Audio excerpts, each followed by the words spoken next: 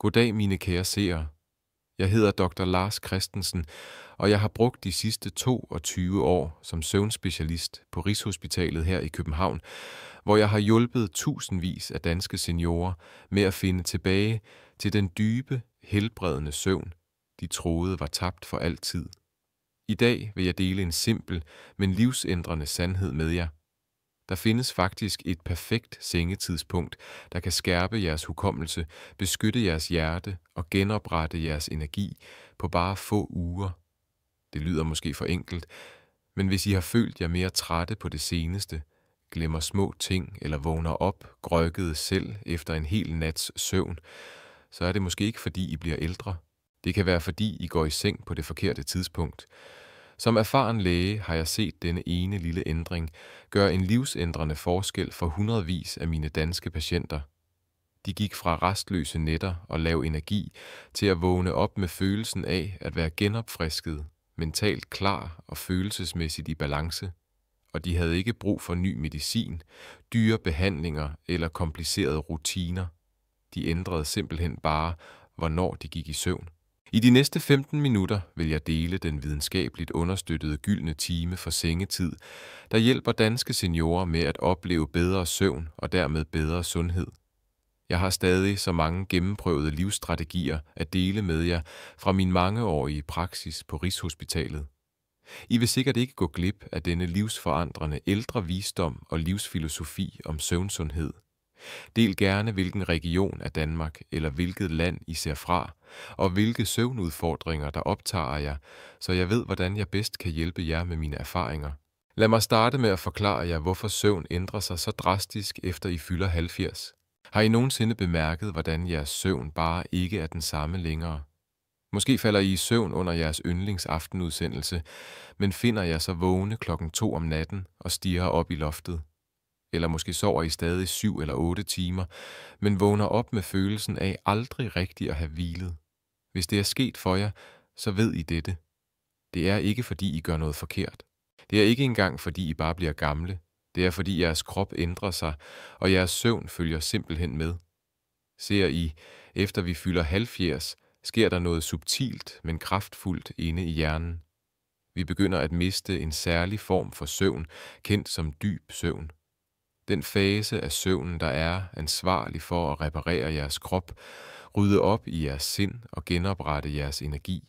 Faktisk viser studier, at da vi når vores 70'erne, oplever vi op til 4% mindre dyb søvn, end vi gjorde i vores 50'ere. Det er et enormt skift. Det betyder, at selvom I teknisk set sover, får jeres hjerne og krop måske ikke den slags hvile, de virkelig har brug for. Det er derfor, så mange ældre danskere vågner op og stadig føler sig trætte, tågede eller følelsesmæssigt flade, selv efter en hel nat i sengen. Men der er en anden del af puslespillet. Efterhånden som vi bliver ældre, begynder vores krop at producere melatonin, det hormon, der hjælper os med at føle os søvnige tidligere på dagen. Så mens I måske føler den velkendte bølge af døsighed komme over jer omkring 20 eller 23 dive om aftenen, ignorerer mange mennesker det. De siger, det er for tidligt at sove, de skubber forbi det med fjernsyn, e-mails, snacks eller bare af vane. Men her er sandheden. Den tidlige træthed er ikke svaghed. Det er visdom. Det er jeres krops naturlige rytme, der prøver forsigtigt at guide jer ind i hvile. Og når vi ignorerer det, når vi kæmper imod det, det er der søvn bliver sværere at finde. Jeg vil aldrig glemme en af mine mangeårige patienter her på Rigshospitalet, fru Jensen, der kom ind på mit kontor en kølig efterårs eftermiddag, frustreret og nedslidte. Hun var 77, en pensioneret folkeskolelærer med et skarpt sind og en mild sjæl. Hun så på mig og sagde, Dr. Christensen, jeg går i seng på samme tid, som jeg altid har gjort, omkring 11. Jeg ligger der i timevis, og når jeg gør sover, vågner jeg mere træt end før. Hvad er der galt med mig? Vi talte. Vi lavede et par simple tests, og svaret blev snart klart. Der var intet galt med fru Jensen. Hun havde bare ikke indset, at hendes indre ur havde ændret sig. Hendes hjerne producerede melatonin tidligere, men hendes gamle vaner holdt hende oppe for sent, langt efter det ideelle vindue for dyb kvalitetssøvn. Jeg bad hende prøve noget simpelt. I de næste 3 uger, gå i seng 9:00 og 3 dive om aftenen, intet fjernsyn. Ingen sen læsning. Bare lyt til din krop. Hun grinede. Så tidligt. Jeg smilede. Bare prøv det. 3 uger senere gik hun tilbage ind på mit kontor med en anden energi. Hun stod højere. Hendes øjne så lysere ud. Og hun sagde noget, jeg aldrig vil glemme.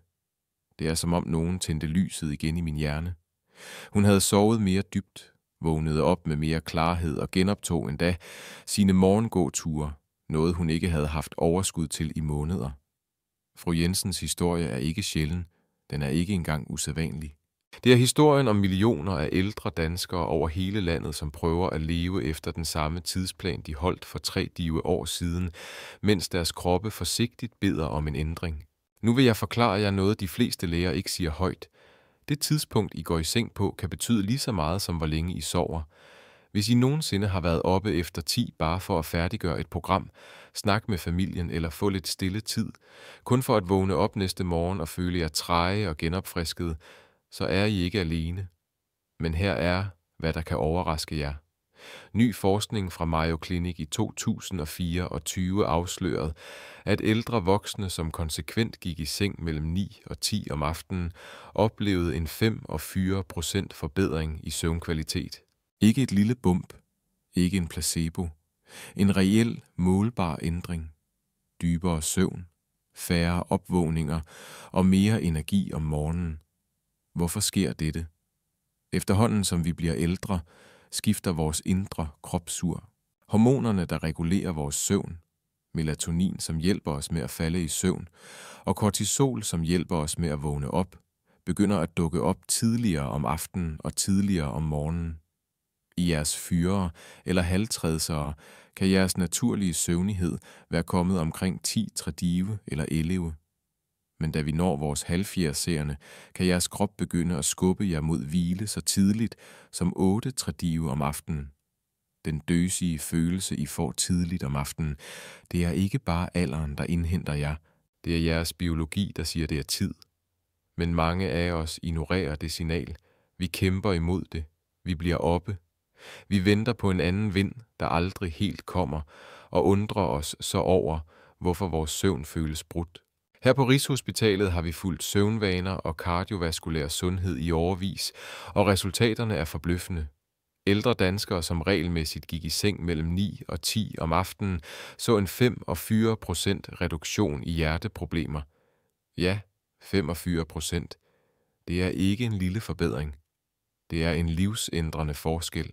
Deres blodtryk stabiliserede sig. Uregelmæssige hjerteslag blev mindre hyppige. Mange af dem reducerede eller endda eliminerede medicin med vejledning fra deres kardiologer. Det er som om kroppen, endelig givet tilladelse til at hvile på det rigtige tidspunkt, begyndte at hele sig selv indefra og ud. En patient fortalte mig, jeg indså ikke, hvor træt mit hjerte var, før det begyndte at slå let igen. Lad mig fortælle jer om herr Nielsen. En dejlig 72 år gammel mand, der kom til min klinik efter at have kæmpet med søvnløshed i over 4 år. Han prøvede alt. Melatonin-tilskud, urteteer, støjmaskiner, endda søvnmedicin. Intet syntes at virke. En aften, under et stille øjeblik på mit kontor, sagde han, jeg har gået i seng ved midnat siden jeg var teenager. Jeg er ikke sikker på, jeg ved, hvordan man sover tidligere. Jeg forklarede forsigtigt, hvad vi nu ved, at hans kropsrytme havde ændret sig. Og måske, bare måske, var alt, hvad han havde brug for at stoppe med at kæmpe mod uret og læne sig ind i den nye rytme, livet tilbød. Han gik med på at prøve noget anderledes. I seng inden i 3 diver om aftenen hver nat i 3 uger, og det var da magien skete. Han vendte tilbage med tårer i øjnene. Læge, hviskede han, jeg sover endelig. Jeg sover hele natten igennem. Ikke kun det, men hans dagtræthed forsvandt. Hans humør løftede sig. Hans hukommelse engang tåget begyndte at klare op. Alt fra et enkelt skift at lytte til sin krop og ære den gyldne time. Herr Nielsen er ikke alene.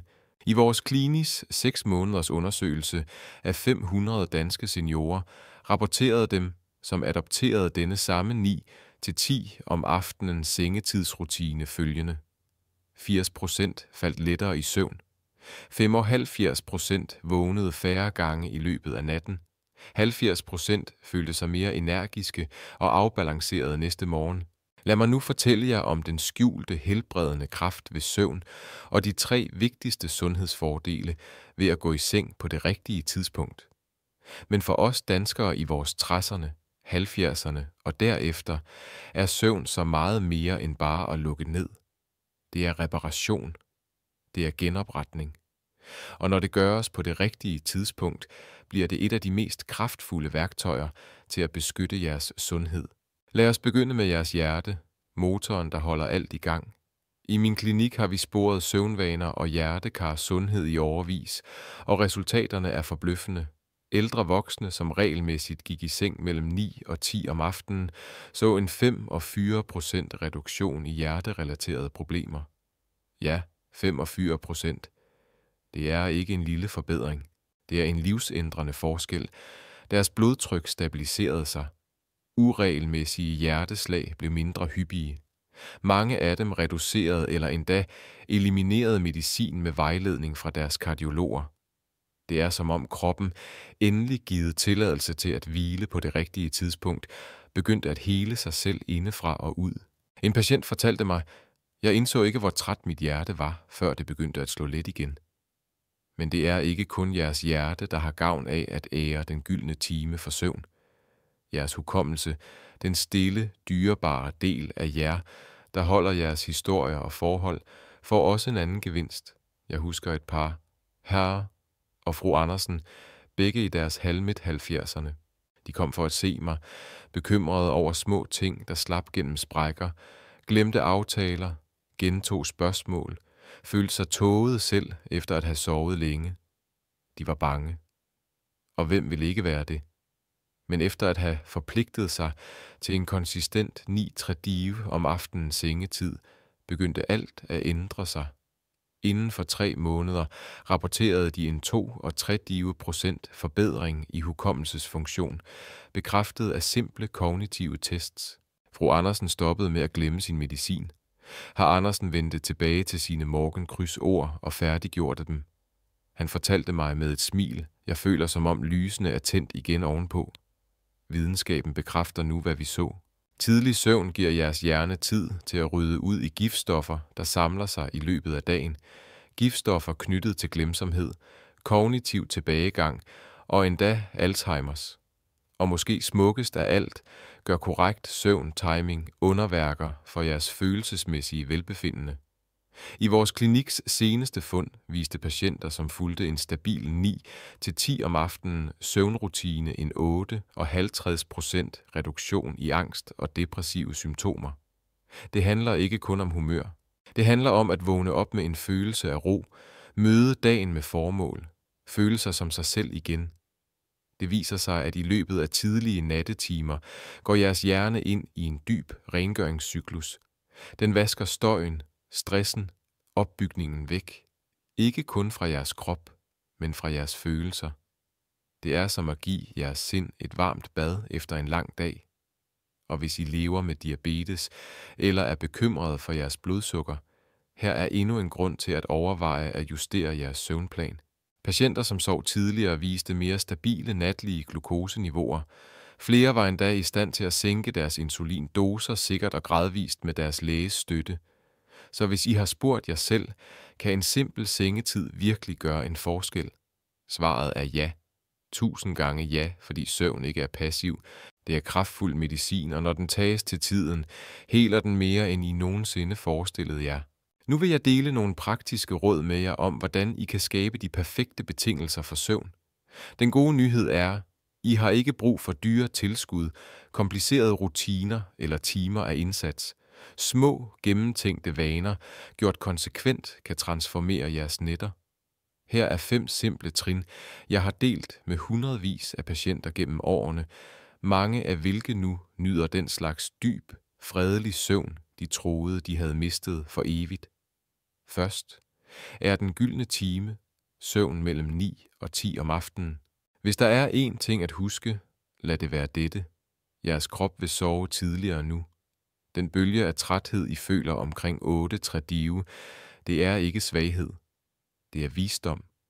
At gå i seng mellem 9 og 10 om aftenen matcher jeres nye biologiske rytme. Den, der er formet af alder, hormonændringer og jeres indre ur. Når I ærer den rytme, hjælper I jeres krop med at falde ind i dybere, mere restaurerende søvn. Det er som at fange bølgen på lige det rigtige tidspunkt og lade den bære jer ind i hvile. 2. Spring koffeinen og tunge måltider om aftenen over. Vidste I, at koffein kan blive i jeres system i op til 6 timer? Det betyder, at jeres 3 om eftermiddagen kaffe måske stadig forstyrrer jeres søvn kl. 9:20 om aftenen.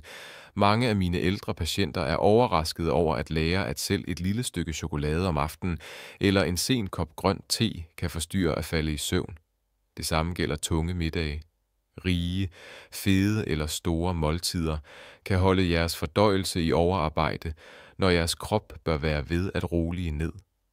I stedet nyd jeres sidste fulde måltid mindst 3 timer før sengetid, og vælg et let beroligende snack, hvis I bliver sultne, som en banan, et par mandler eller en varm kop ikke koffeinholdige te. 3. Dæmp lysene. Lad jeres krop vide, at det er tid til at hvile.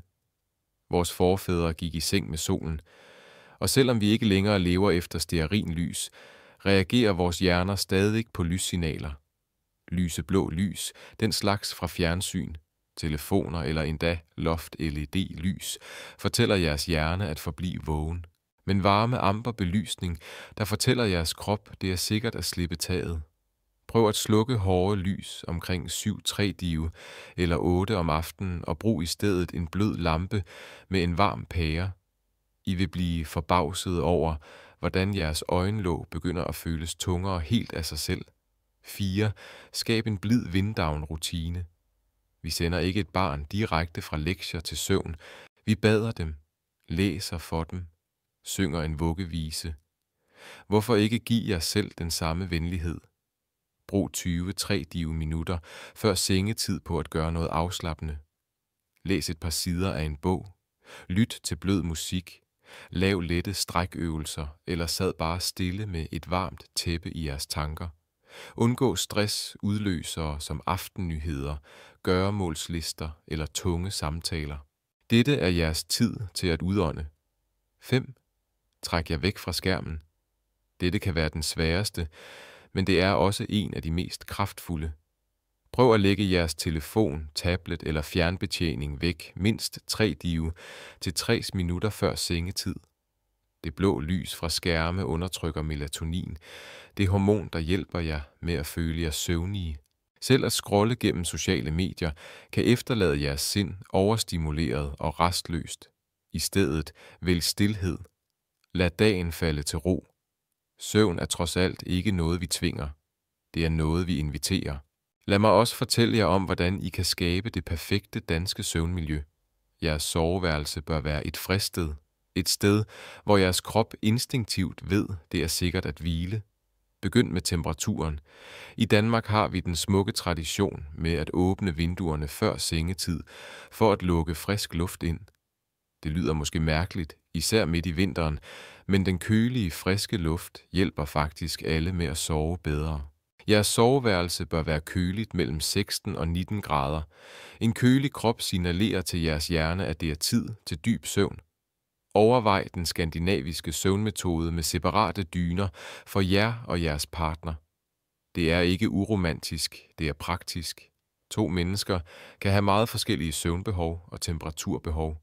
Med jeres egen dyne kan I begge bevæge jer frit uden at forstyrre hinanden. Lys er afgørende for god søvn. I løbet af de lange danske vintre kan det være udfordrende, men brug de naturlige lysrytmer til jeres fordel. Om aftenen, mindst en time før sengetid, skift til varm, blød belysning. Tænk på stearinlys belysning, som vores forfædre kendte den. Hvis I har brug for at læse, brug en lille lampe med gul eller orange pære i stedet for hvidt LED-lys. Om morgenen, åbn gardinerne vælde og lad det naturlige danske lys vække jer blidt. Selv på gråvejrsdage giver morgenlyset vigtige signaler til jeres indre ur. Jeres seng selv fortjener opmærksomhed. Invester i en god madras, der støtter jeres aldrende led og ryg. Danske håndværkstraditioner værdsat kvalitetsmaterialer, såvel naturlige fibre til jeres sengetøj, lined, bomuld eller uldånd, bedre end syntetiske materialer og hjælper med at regulere jeres kropstemperatur hele natten igennem. For dem af jer, der bor alene, skab stadig en følelse af tryghed.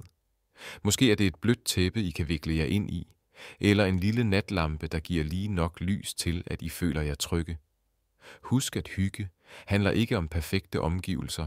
Det handler om at skabe en følelse af komfort og tilhørende.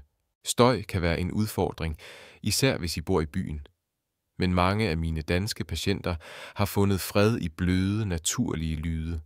Regn, der falder på taget, vind, der bevæger sig gennem træer, eller endda en blød maskine, der efterligner havbølger. Undgå hårde, pludselige lyde, der kan vække jer fra dyb søvn. Endelig, tænk på de små detaljer, der gør forskellen. En kop kamille te en time før sengetid. En kort journalskrivning for at slippe dagens bekymringer på papiret. Måske 5 minutter med let meditation eller bare at tælle jeres vejrtrækninger. Disse små danske hyggeøjeblikke signalerer til jeres krop, at dagen er forbi og natten er til hvile. Husk, det perfekte søvnmiljø er ikke dyrt eller kompliceret. Det handler om at skabe en afslappende atmosfære, der ærer jeres krops naturlige behov for ro, kølig luft og tryghed.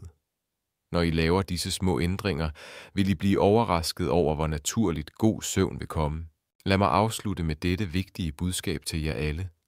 Nogle gange begynder den vigtigste healing med et enkelt skift, en blid beslutning om at lytte til, hvad jeres krop har prøvet at sige.